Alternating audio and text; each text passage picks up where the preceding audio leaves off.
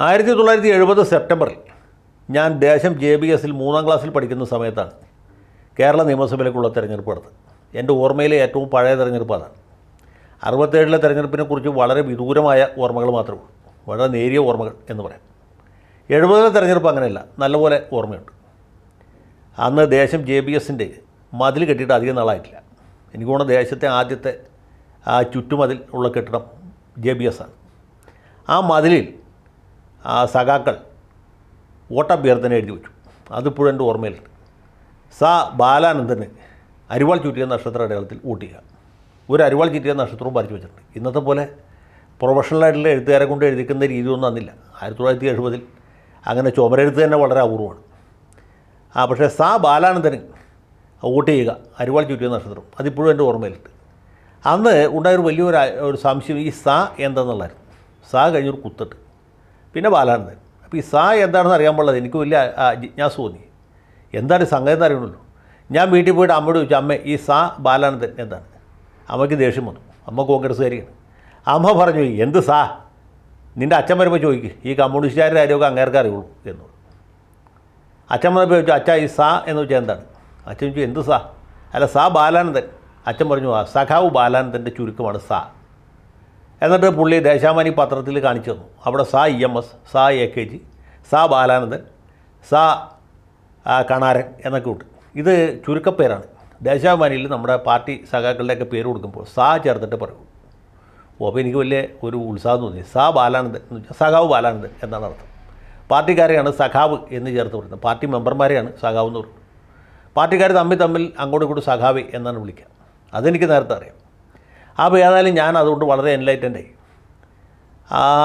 ആ മതിലെടുത്ത് എനിക്ക് തോന്നുന്നത് 1977-ലെ തെരഞ്ഞെടുപ്പ് അവിടെ തന്നെ കിടന്നു. അത് മാച്ച് എഴുതുന്ന പരിപാടിയൊന്നും പിന്നെ ഉണ്ടായില്ല. 77-ലെ തെരഞ്ഞെടുപ്പിൻ്റെ സമയത്ത് 77 മാർച്ചിൽ അത് മാച്ച് അവിടെ കോൺഗ്രസ്സുകാർ മതിലെഴുതി. AC ജോർജിനും KC മാത്യുവിനും വോട്ട് ചെയ്യുക എന്നുള്ള എഴുത്ത് വന്നു. അപ്പോൾ എന്നുള്ളത് അന്ന് മുതൽ എൻ്റെ മനസ്സിൽ കിടപ്പുണ്ട്. ഇതുമായി ബന്ധപ്പെട്ട് പറഞ്ഞു കേട്ടുള്ള ഒരു തമാശയല്ല, ഉണ്ടായ സംഭവം. മാവേലിക്കര മണ്ഡലത്തിൽ സഖാവ് ഗോവിന്ദക്കുറുപ്പ് മത്സരിച്ചപ്പോൾ 1977 ഗോവിന്ദക്കുറുപ്പിന് അരിവാൾ ചുറ്റിയ നക്ഷത്രം എന്ന് എഴുതി വെച്ചു. ഈ എന്നുള്ള അക്ഷരം ഇംഗ്ലീഷിലാണ് എഴുതിയത്. അപ്പോൾ ഇംഗ്ലീഷിൽ എന്ന് എഴുതിയാൽ മലയാളത്തിൽ എന്ന് വായിക്കും. ഗോവിന്ദക്കുറുപ്പിന് എന്നുള്ളത് ഗോവിന്ദക്കുറുപ്പിന് എന്നാണ് നാട്ടിലെ സാധാരണക്കാരായ മാർക്സിസ്റ്റുകാർ വായിച്ചത്. അങ്ങനെ ഇദ്ദേഹത്തിൻ്റെ പേര് ഗോവിന്ദക്കുറുപ്പ് എന്നായിട്ട് മാറി എന്നുള്ളതാണ്. പുള്ളി മരിക്കുന്നവരെ ഗോവിന്ദക്കുറുപ്പ് എന്ന പേരിലാണ് ആലപ്പുഴ ജില്ലയിൽ പൊതുവിലും മാവേലിക്കര പ്രദേശത്ത് പ്രത്യേകമായിട്ടും അറിയപ്പെട്ടിരുന്നത്.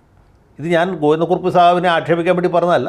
മാവേലിക്കരക്കാരായിട്ടുള്ള ഒരുപാട് പേര് എന്നോട് പറഞ്ഞിട്ടുള്ളതാണ്, പാർട്ടിക്കാർ തന്നെ പറഞ്ഞിട്ടുള്ളത്. ഗോവിന്ദക്കുറുപ്പ് എന്നാണ് പുള്ളി അറിയപ്പെട്ടിരുന്നത്. അപ്പോൾ നിങ്ങൾ ചോദിക്കും, ശർമ്മ വടക്കേക്കരയിൽ മത്സരിച്ചപ്പോൾ എങ്ങനെയായിരുന്നു? അദ്ദേഹം ശർമ്മ എന്നാണ് അറിയപ്പെടുന്നത്. അല്ല, വടക്കേക്കരക്കാർ അത്രയൊക്കെ ആയപ്പോഴത്തേക്ക് ഇംഗ്ലീഷൊക്കെ പഠിച്ചു. അതുകൊണ്ട് എന്താണെന്ന് അവർക്ക് മനസ്സിലായി. സഖാവ് ശർമ്മ. പിന്നെ ശർമ്മയുടെ എന്നുള്ള മലയാളത്തിലാണ് എഴുതിയിരുന്നത്. ശർമ്മ എന്ന് തന്നെ എഴുതിയിരുന്നത്. അതുകൊണ്ട് അദ്ദേഹത്തെ ആരും ശർമ്മ എന്ന് വിളിച്ചിരുന്നില്ല. അപ്പോൾ ഈ സഖാക്കൾക്ക് മാത്രമാണ് വയ്ക്കൂ. പാർട്ടി സ്വതന്ത്രന്മാർ മത്സരിക്കുമ്പോൾ സഖാവ് വയ്ക്കില്ല. ഇപ്പോൾ ലോനപ്പൻ നമ്പാടൻ ലോക്സഭയിലേക്ക് മത്സരിച്ചപ്പോൾ ലോനപ്പൻ നമ്പാടന് അരിവാൾ ചുറ്റിയ നക്ഷത്രം എന്നാണ് പറഞ്ഞത്. അദ്ദേഹത്തെ ഒരിക്കലും നമ്മൾ സഖാവാക്കി മുദ്രയടിച്ചിട്ടില്ല. പുള്ളിയുടെ ചിഹ്നം അരിവാൾ ചുറ്റിയായിരുന്നു. അത് പുള്ളി താല്പര്യപ്രകാരം വെച്ചതല്ല. പാർട്ടിയുടെ വോട്ട് ഷെയർ വർദ്ധിപ്പിക്കാൻ വേണ്ടി പാർട്ടി സ്ഥാനാർത്ഥികൾക്ക് ചിഹ്നത്തിൽ ഇത്ര വോട്ട് കിട്ടി എന്ന് വരുത്താൻ വേണ്ടിയിട്ടാണ്. ആ തെരഞ്ഞെടുപ്പിൽ സെബാസ്റ്റ്യൻ പോൾ അന്നും സ്വതന്ത്രമായിട്ടാണ് മത്സരിച്ചത്. പക്ഷേ നമ്പാടൻ മാഷ് അരിവാൾ ചുറ്റിയ നക്ഷത്രത്തിലാണ് മത്സരിച്ചത്. പക്ഷേ അദ്ദേഹം അപ്പോഴും ലോനപ്പൻ നമ്പാടനായിരുന്നു. സഖാവ് ലോനപ്പൻ നമ്പാടനായില്ല. ഈ തെരഞ്ഞെടുപ്പിൽ നമ്മൾ ഒരുപാട് സ്വതന്ത്രന്മാർ അല്ലെങ്കിൽ പാർട്ടി സ്പോൺസർ ചെയ്തിട്ടുള്ള സ്ഥാനാർത്ഥികൾ പലരുമുണ്ട്. പക്ഷേ അവരൊക്കെ സഖാവ് വെച്ചിട്ടുണ്ട്. അവർ ചിഹ്നം അരിവാൾ ചുറ്റിയ നക്ഷത്രമാണ്. സഖാവ് ജോയ്സ് ജോർജ്, സഖാവ് KS ഹംസ, ഇവരൊന്നും പാർട്ടിക്കാരല്ല, പാർട്ടി മെമ്പർഷിപ്പുമില്ല. എന്നാൽ ചിഹ്നത്തിലാണ് മത്സരിക്കുന്നത്. അതുകൊണ്ട് ഔപചാരികമായിട്ട് അല്ലെങ്കിൽ ആലങ്കാരികമായിട്ട് സഖാവ് ജോയ്സ് ജോർജ് എന്ന് വെച്ചിട്ടുണ്ട്. പിന്നെ സഖാവായിട്ടും സഖാവില്ലാതെ പോസ്റ്റ് അടിച്ച ഒരാൾ നമ്മുടെ കരീം K ആണ്. അദ്ദേഹത്തിൻ്റെ സഖാവ് എളമരം കരീം എന്ന് പറയുന്നതിൽ എന്തോ ഒരു ചെറിയ അസ്വാഭാവിക തോന്നിയിട്ട് കരീം Kയെ വിജയിപ്പിക്കുക എന്ന് ബോർഡ് വെച്ചു. ഞാനിവിടെ പറഞ്ഞപ്പോൾ പുള്ളി ഒരു അടുത്ത സെറ്റ് പോസ്റ്റ് അടിച്ചപ്പോൾ അത് മാറ്റിയടിച്ചു. സഖാവ് എളമരം കരീമിന് എന്ന് തന്നെയാക്കി. അങ്ങനെ അദ്ദേഹം വീണ്ടും സഖാവായി. ഇപ്പോൾ ഇത് പറഞ്ഞതെന്ന് വെച്ചാൽ ഞങ്ങളുടെ ചാലക്കുടി പാർലമെൻറ്റ് മണ്ഡലത്തിൽ മത്സരിക്കുന്നത് നമ്മുടെ രവീന്ദ്രനാഥാണ്. രവീന്ദ്രനാഥിനെ നമുക്കറിയാം, കേരളത്തിൽ മന്ത്രിയായിരുന്ന ആളാണ്. അഴിമതിക്കാരനല്ലാത്ത ഒരു മാർക്സിസ്റ്റുകാരനാണ്. പിന്നെ അദ്ദേഹത്തെക്കുറിച്ച് ആളുകൾ ആക്ഷേപമായിട്ട് പറയുന്നത് ഇദ്ദേഹം നമ്മുടെ കരിമണൽ കർത്താവിൻ്റെ അളിയനാണ് എന്നുള്ളതാണ്. അത് നമ്മൾ കണക്കാക്കണ്ട. ശശിധരൻ കർത്താവിൻ്റെ അളിയനാണോ അല്ലോ എന്നുള്ളതല്ലോ. രവീന്ദ്രനാഥ മാഷ് സത്യസന്ധനായ ഒരു പൊതുപ്രവർത്തകനാണ്, അഴിമതിക്കാരനല്ല, നിരാർഭാട ജീവിതം നയിക്കുന്ന ആളാണ്. അദ്ദേഹം സെൻറ് തോമസ് കോളേജിൽ അധ്യാപകനായിരുന്നു. അന്ന് കോളേജിൽ പോയിക്കൊണ്ടിരുന്നത് സൈക്കിളിലാണ്. അത്രയും ലാളിത്യമുള്ള ആളാണ്. മന്ത്രിയായിരുന്നപ്പോഴും അദ്ദേഹത്തിന് യാതൊരു തരത്തിലുള്ള ആർഭാടവും ഉണ്ടായിരുന്നില്ല. മന്ത്രിമന്ദിരം പുതുക്കി പണിയാനായിട്ട് ലക്ഷങ്ങളോ കോടികളൊന്നും ചിലവാക്കിയ ആളല്ല. വളരെ സൗമ്യനായിട്ടുള്ളൊരു മനുഷ്യനാണ്. അദ്ദേഹം മന്ത്രിയായിരുന്നപ്പോഴും ആളുകൾക്ക് പരമാവധി ഉപകാരം ചെയ്തിട്ടുള്ള ആളാണ്. ആരും ദ്രോഹിക്കണം ആ ഒരു ദ്രോഹബുദ്ധി ഇല്ലാത്ത ആളാണ്.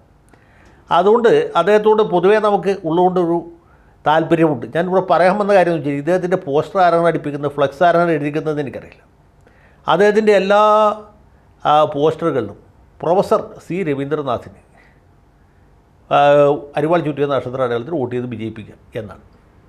ഒരു സ്ഥലത്തും സഖാവ് എന്ന വാക്കില്ല, ഇല്ല, സഖാവില്ല. ആദ്യത്തെ പോസ്റ്ററിലുമില്ല, രണ്ടാമത്തെ പോസ്റ്ററിലുമില്ല, ചുമരെഴുത്തിലുമില്ല, ഒരു സ്ഥലത്തുമില്ല. എല്ലായിടത്തും പ്രൊഫസർ. ഇപ്പോൾ ഈ പ്രൊഫസർ എന്നൊക്കെ പറഞ്ഞ ഒരു അന്തസ്സുള്ള ജോലിയാണ്. കാരണം എന്താ വെച്ചാൽ ഈ അധ്യാപകർക്ക് UGC നിരക്കിൽ ശമ്പളം കിട്ടുന്നുണ്ട്. അതുകൊണ്ട് ശമ്പളത്തിൻ്റെ അനുസരിച്ചല്ലോ പൊതുവെ ആളുകളുടെ യോഗ്യത കണക്കാക്കുന്നത്. പ്രൊഫസർ മുണ്ടശ്ശേരി എന്നൊക്കെ പറഞ്ഞതിന് അക്കാലത്തൊരു ഗമ ഉണ്ടായിരുന്നെങ്കിലും പിന്നീട് ആ ഗമ വല്ലാതെ കുറഞ്ഞു പോയി എന്നുള്ളതാണ് സത്യം. കോളേജ് അധ്യാപകർക്ക് പ്രൊഫസർ എന്നുള്ള വലിയ ഈ കാശുമായിട്ട് ബന്ധപ്പെടുത്തിയല്ലേ എത്ര ശമ്പളം കിട്ടുമെന്ന് നോക്കിയിട്ടാണ് ഓരോരുത്തരും ഒരു വില ആളുകൾ കണക്കാക്കുക.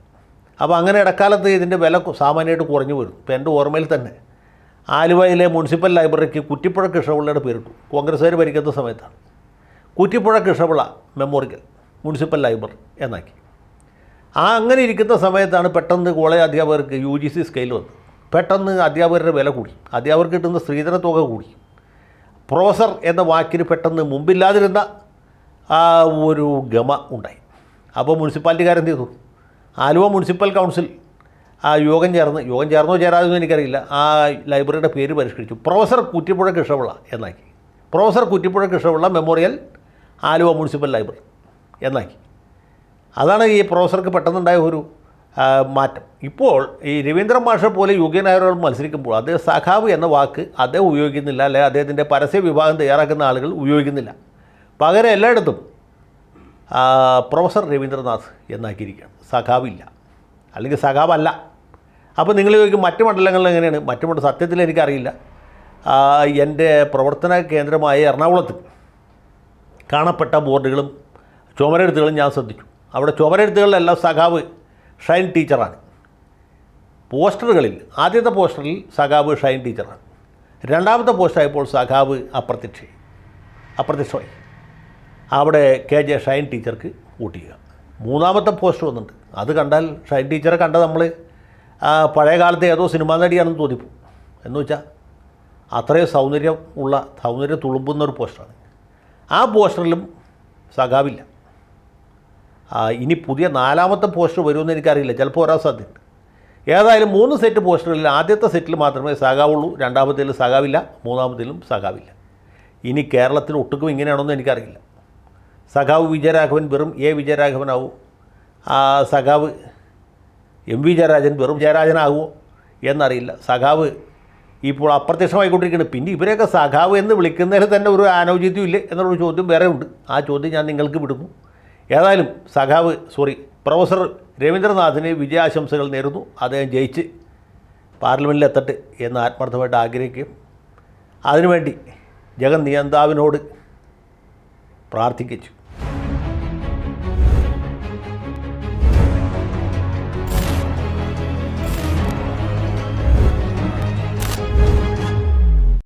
കൂടുതൽ വാർത്തകളും വിശേഷങ്ങളും നിങ്ങളിലേക്ക് എത്താൻ ABC മലയാളം സബ്സ്ക്രൈബ് ചെയ്യുക, ബെൽ ബട്ടണും അമർത്തുക.